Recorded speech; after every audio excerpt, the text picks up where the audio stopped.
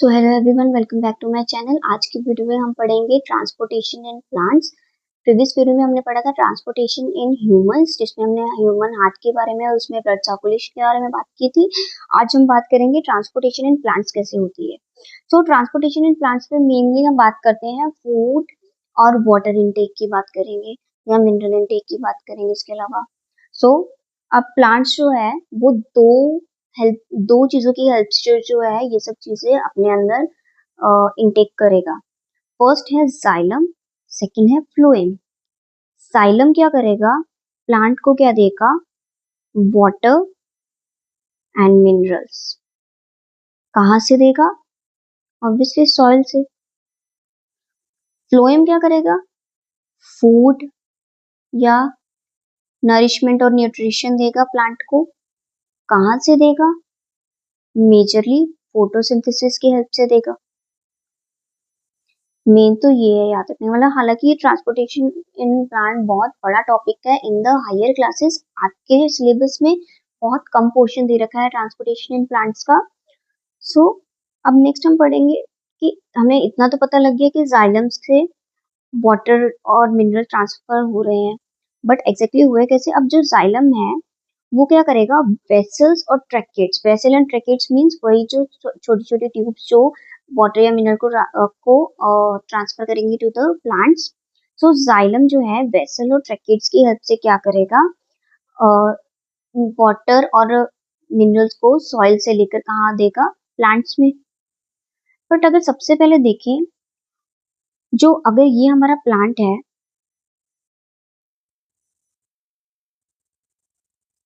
ये इसके रूट्स है, यहाँ पे क्या है? सॉइल। अब सॉइल में बहुत सारा वाटर हमें मिल जाएगा, मिनरल्स मिल जाएंगे, लेकिन अब हमें पता है जो ये रूट है यहाँ पे क्या होंगे? Root cells. रूट सेल्स ने क्या किया?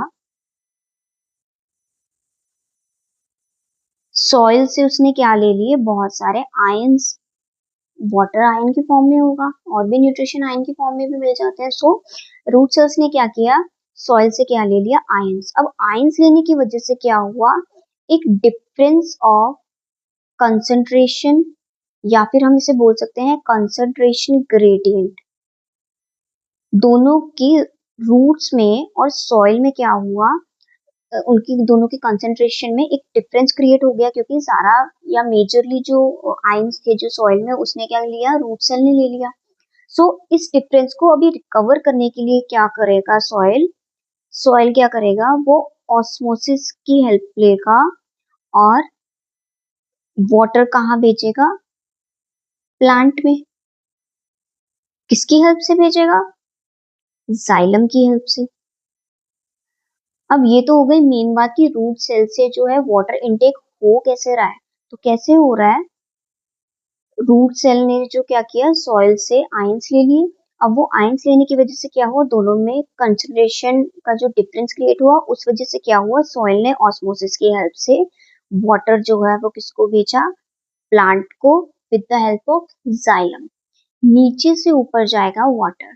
अब सिर्फ और सिर्फ ये ऑस्मोसिस यहाँ इनफ नहीं है, क्योंकि प्लांट, छोटे प्लांट्स भी होते हैं, बड़े प्लांट्स भी होते हैं और ट्रीज भी होते हैं, बहुत बड़े बड़े ट्रीज भी होते हैं। तो हर जगह पे ऑस्मोसिस काम नहीं करेगा। आगे जाके क्या काम करेगा? Transpiration pull.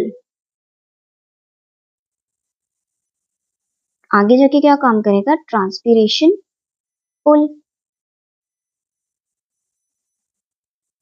अब ये जो ट्रांसपीरेशन पुल है, ये एक तो जो वाटर सॉइल से आ रहा है उसको और ऊपर हाइयर जो प्लांट के पार्ट्स है वहां तक लेके जाएगा। उसके अलावा ट्रांसपीरेशन पुल जो है, उससे होगा क्या? बहुत बार ऐसा होता है कि जो वाटर जो प्लांट के अंदर है वो इवेपोरेट भी हो जाता है ज्यादा हीट की वजह से। ज्यादा हीट की वजह से वाटर इवेपोरेट होगा, तो ये ट्रांसपीरेशन पुल क्या करेगा? ऊपर ऊपर आके वहां पे पानी की कमी पूरी करेगा।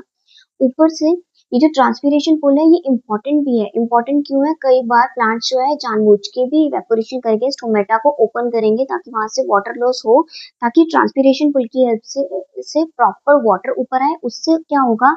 एक तो प्लांट का टेम्परेचर भी मेंटेन होगा, ऊपर से सारी प्लांट के पार्ट्स को प्रॉपर नरिशमेंट और वाटर मिनरल सब कुछ दोबारा से अच्छे से मिल पाएगा। सो ये तो हुआ ट्रांसपीरेशन पुल।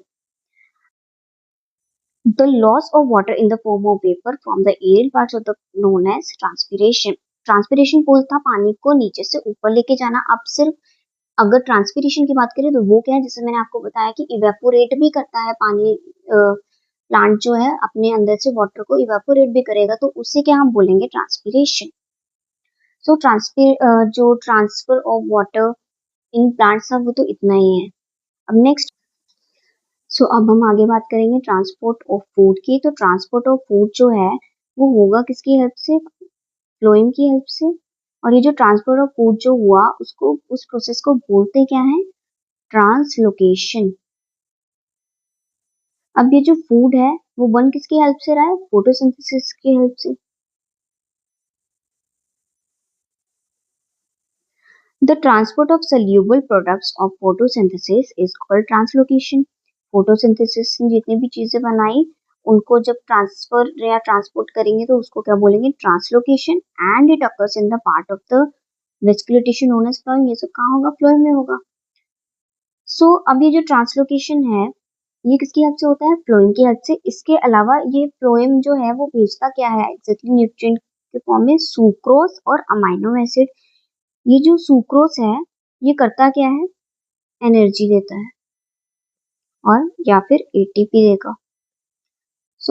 ट्रांसलोकेशन की हेल्प से क्या हुआ, जो फोटोसिंथेसिस से बने हुए जो फूड न्यूट्रिशन है वो गया. उसके अलावा जो मेन न्यूट्रिशन क्या क्या, सुक्रोज एंड अमाइनो एसिड. उसके अलावा फ्लोएम के अलावा उस प्लांट के अंदर एक चीज और होती है, that is sieve tubes. Sieve tubes भी यही सेम चीज करेगा जो फ्लोएम कर रहा है. और उसके अलावा ये सब किसकी हेल्प से होगा, एटीपी की हेल्प से. एटीपी कौन देगा, सुक्रोज देगा. अब प्लांट में ये जितने भी न्यूट्रिएंट्स हैं ये जाएंगे कैसे, जैसे जैसे प्लांट को के जिस पार्ट को जहां जहां नीड होगी वहां वहां फ्लोएम ये सब चीजें पहुंचा देगा with the help of ATP and sieve tubes. इतना समझ आया. अब ये जो है ये तो टॉपिक ऑलमोस्ट यहीं पे खत्म है. आपकी बुक में जो है एनसीईआरटी में transport of food and transport of water के बारे में कुछ मेजर दिया नहीं है. मेन जो है आपका 2 मार्क्स के ज्यादा आई डोंट थिंक कि इसमें से कुछ इतना पूछा जाएगा क्योंकि आपके सिलेबस में है नहीं. हालांकि इसके ज्यादा इंफॉर्मेशन आपकी हायर क्लास में बहुत है. आपके सिलेबस में जितना है वो यहीं तक था. अब इसके अलावा आपके चैप्टर का लास्ट टॉपिक रह जाएगा human excretory system and excretion in plants. तो ये सब हम नेक्स्ट अपकमिंग वीडियो में पढ़ेंगे. So stay tune for the next video. Thank you so much for watching. Please do like, comment and share the video and do subscribe my channel. Thank you so much.